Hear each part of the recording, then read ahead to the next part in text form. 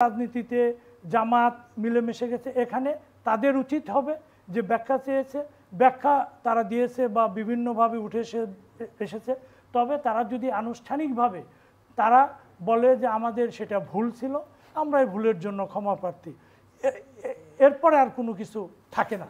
তবে অন্যান্য রাজনীতির ক্ষেত্রে তারা বাংলাদেশের রাজনীতির সাথে এখন একটা অঙ্গাঙ্গিভাবে মিশে গেছে। এখন আমরা তাদেরকে ঠেলে ৭১-এ নিতে পারবো না বা বঙ্গোপসাগরও ছুঁড়ে ফেলতে পারবো। আমার মনে হয় এখন একটা সময় এসছে, ৫৪ বছর পরে বাংলাদেশে রাজনীতিতে, রাষ্ট্রীয় ব্যবস্থায় কিছু কিছু বিষয়, কিছু কিছু সাবজেক্ট, এগুলো আপনাকে চ্যাপ্টার ক্লোজ করার। এগুলো যদি আমরা বলতেই থাকি, এই যে অতীতমুখী রাজনীতি, এটা আমাদেরকে পেছনের দিকে ঠেলে দিচ্ছে বরাবর। আমরা সামনের দিকে দেখি না, দেখি পেছনের দিকে। কে কোথায় কোন কথা বলল, কোন প্রসঙ্গে মিছিল, আমি মনে করি এটা কোনো বড় বিষয় না। এখন জামাতে ইসলাম কোনো ধর্মীয় দল না, তারা দেশে ধর্মীয় শাসন কায়েম করতে পারবে না। জামাতে ইসলামের মূল উদ্যোক্তা হলো মৌলানা মওদুদী।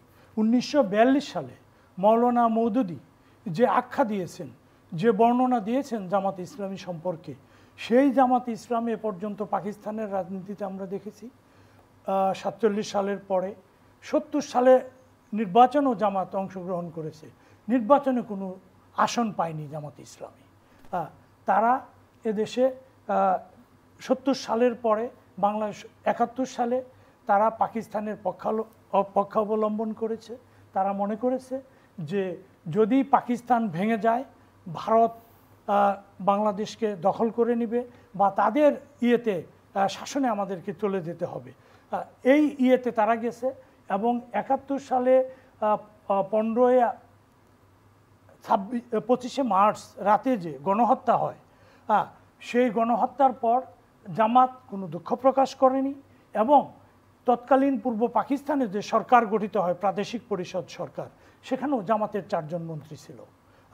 এই ঘটনার পর ১৯৭১ সালে বাংলাদেশ স্বাধীন হওয়ার পর ১৬ই ডিসেম্বরের পরে জামাত আনুষ্ঠানিকভাবে কোনো ক্ষমা প্রার্থনা করে নাই।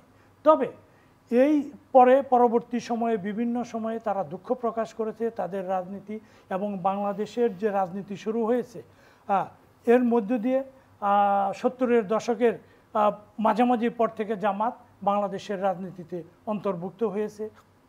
ওই সময় বিএনপির রাজনীতি এসছে, এরশাদের রাজনীতি এসছে, তারপরে আপনার আওয়ামী লীগের রাজনীতি এসছে। প্রত্যেকটা দলের সাথে জামাত ইসলাম ঐক্যবদ্ধভাবে বা সমসাময়িকভাবে আন্দোলন করেছে, একই চেয়ারে একই টেবিলে বসে তারা খানাপিনা করেছে। এমনকি বিএনপির যে একমাত্র ২০০১ সালে জামাত সর্বোচ্চ আসন পেয়ে তাদের দলীয়ভাবে সুবিধাভোগী হয়েছে। তৎকালীন বিএনপির যে সরকার ছিল ২০০১ সালে, এই সরকারে তাদের ২ জন মন্ত্রী ছিল। এর পরবর্তী সময়ে এর আগে আমরা দেখেছি ৯৬ সালে ৯১ সালে জামাত বিএনপিকে সাপোর্ট দিয়েছিল সরকার গঠনে।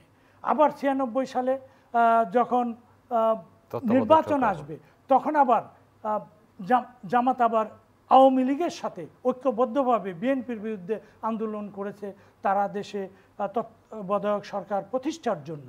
তো আমরা এই সময়ে গত ৪০-৫০ বছরে আমরা দেখেছি জামাত বাংলাদেশের রাজনীতিতে তাদের যে অস্তিত্ব, তাদের যে প্রতিষ্ঠা, তাদের যে সব কিছু, তারা এটা কার্যকর করেছে। এজন্য এককভাবে কোনো দল দায়ী নয়, এজন্য দায়ী বিভিন্ন রাজনৈতিক দল। তবে আমি মনে করি এই সময়ের ব্যবধানে যারা এখন বড় হয়ে উঠছে, যাদের জন্ম বাংলাদেশে, যারা ছাত্র শিবির করে জামাতের নেতৃত্বে এসছে, তারা এই বাংলাদেশে তাদের জন্ম হয়েছে। এখন তারা ৭১ সালে পাক বাহিনীকে সহায়ক হিসাবে কাজ করেছে। তারা যুদ্ধাপরাধে সংগঠিত তারা করেনি, তারা যুদ্ধাপরাধীদেরকে সহায়তা করেছে। যারা মূল যুদ্ধাপরাধী ছিল ১৯৪ জন পাকিস্তানি সেনা জেনারেল, তাদেরকে ১৯৭৪ সালে ৯ এপ্রিল থেকে ১৩ এপ্রিল বাংলাদেশ, পাকিস্তান এবং ভারতে দিল্লিতে যে ত্রিপক্ষীয় যে বৈঠক হয়, সেখানে তাদেরকে রাষ্ট্রীয়ভাবে বাংলাদেশ ওই 195 জন যুদ্ধ অপরাধীকে মাফ করে দিয়েছে। এবং এরা যারা ছিল, এগুলো বলতে গেলে অনেক কথা বলতে হবে, আমি সংক্ষেপে এটা বলতে চাই, এই পর্যন্ত এসে জামাত এসছে, জামাতকে নিবন্ধন বাতিল করেছে আওয়ামী লীগ গত 13 সালের পরে। গত তাদের যে ফ্যাসিবাদী আমল ছিল গত 15 বছরে, তাদেরকে নিবন্ধন পর্যন্ত বাতিল করেছে, কিন্তু তাদেরকে করতে পারে নাই, নিষিদ্ধ করতে পারে নাই। আদালতে গিয়ে নিষিদ্ধ করবে না নির্বাহী আদেশে নিষিদ্ধ করবে, এটা দুদল্য মনতাই ছিল। কিন্তু 5 আগস্টের 2 দিন আগে তাদেরকে নিষিদ্ধ করে জামাতকে এই আওয়ামী লীগ সরকার বা এই ফ্যাসিবাদী সরকার। এখন এর মধ্য দিয়ে আমরা দেখলাম 5 আগস্টের পরে জামাত, বিএনপি, একমাত্র আওয়ামী লীগ বাদে বাংলাদেশের সবগুলো রাজনৈতিক দল তারা ক্যান্টনমেন্টে গিয়েছে, তারা বঙ্গভবনে গিয়েছে, তারা সরকার গঠনে সহায়তা করেছে, তারা বাংলাদেশের রাজনীতিতে মিলেমিশে একাকার হয়ে গেছে। এখন এই যে আপনার সর্বশেষ শাহবাগে যেটা হলো, আওয়ামী লীগের রাজনীতি নিষিদ্ধ করার জন্য সেখানে এনসিপি বা জাতীয় নাগরিক পার্টি, এই যে ছাত্র জনতা বিভিন্ন দল, একমাত্র বিএনপি সেখানে অনুপস্থিত ছিল, তারাও এই ট্রেনের টিকিট করেছিল, কিন্তু তারা ট্রেনে মিস করেছে। কিন্তু অন্যরা এই ট্রেনের যাত্রায় তারা যাত্রী হয়ে তারা এই যে আওয়ামী লীগের রাজনীতি নিষিদ্ধকরণ সেটা তারা আদায় করে নিয়েছে। এটা 5 আগস্টের পর থেকেই এটা জনদাবি ছিল এবং এই জনদাবির ভিত্তিতেই তারা করেছে।